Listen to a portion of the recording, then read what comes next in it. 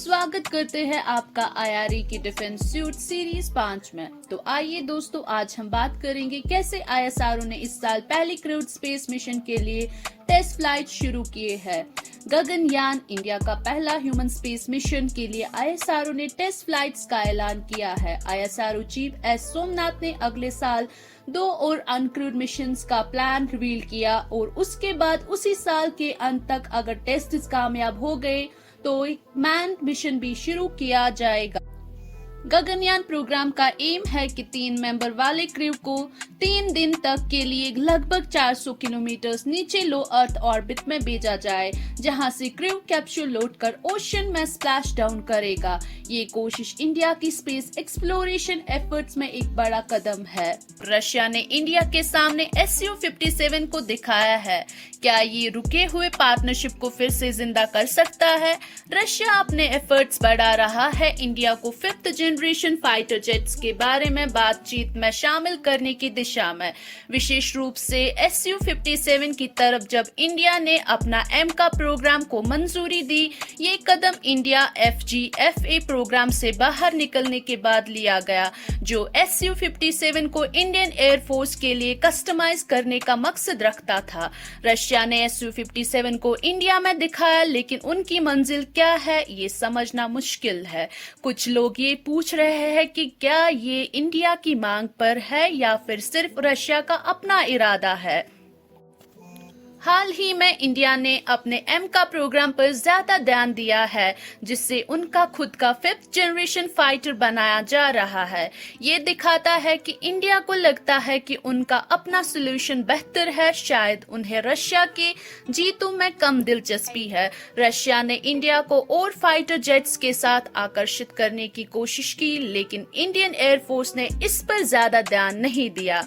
ये दिखाता है कि इंडिया अपनी सेल्फ रिलायंस की तरफ ज्यादा ध्यान दे रहा है।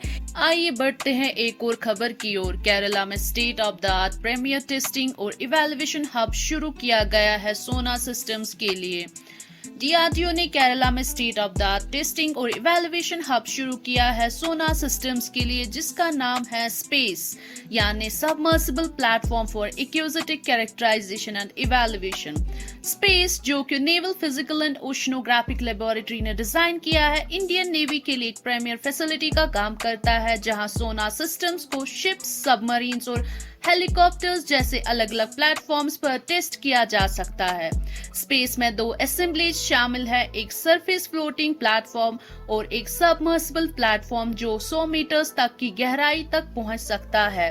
स्पेस कंप्लीट सोनार सिस्टम्स की इवैल्यूएशन की सुविधा देती है और सर्वे, सैंपलिंग और डेटा कलेक्शन के लिए साइंटिफिक पैकेज को तेजी से डिप्लॉय और रिकवर करने में मदद करती है। ये नेवल टेक्नोलॉजी में एक जरूरी एडवांसमेंट को दिखाता है और DRDO ने एरियल प्लेटफॉर्म्स के लिए टर्बोजेट पावर्ड लॉइटिंग म्यूनिशन डेवलप करने का फैसला किया है। DRDO एक नया टर्बोजेट पावर्ड लॉइटिंग म्यूनिशन बना रहा है, जो कि एक टाइप का अनमैन्ड एरियल व्हीकल है जो फ्लाइंग बॉम्ब के तौर पर काम करता है। इस ड्रोन का रेंज 100 किलोमीटर से भी ज्यादा है, जो इमीडिएट बैटलफील्ड्स के आगे भी स्ट्रैटेजिक फ्लेक्सिबिलिटी को इंश्योर करता है और ये दिन रात में अलग अलग मौसम में भी इफेक्टिवली काम करता है। ये ड्रोन स्टैटिक और मूविंग टारगेट से लड़ सकता है और इसमें एक 2-वे डेटा लिंक है जो रियल टाइम कम्युनिकेशन और टारगेट आइडेंटिफिकेशन के लिए है। साथ ही एक dual electro optic infrared sensor है जो सिचुएशनल अवेयरनेस को बढ़ावा देने के लिए है। ये म्यूनिशन अलग अलग इंडियन मिलिट्री प्लेटफॉर्म से लॉन्च किया जा सकता है, जैसे कि गनशिप्स, हेलीकॉप्टर्स और बड़े अनमैन्ड एरियल सिस्टम्स। इससे स्ट्रैटेजिक तौर पर जरूरत के हिसाब से डिप्लॉय किया जा सकता है। ग्राउंड पर ट्रायल्स 2025 के आसपास शुरू किया जाने की उम्मीद है। इस प्रोग्राम के लिए खास टर्बोजेट मॉडल अभी तक तय नहीं किया गया है, लेकिन शायद GTRE द्वारा विकसित 3.3 KN STFP वेरिएंट या कोई और कम कैपेसिटी टर्बोजेट शामिल हो सकता है। तो मिलते हैं फिर से एक नए इन्फॉर्मेटिव वीडियो के साथ। हमारे साथ बने रहने के लिए धन्यवाद।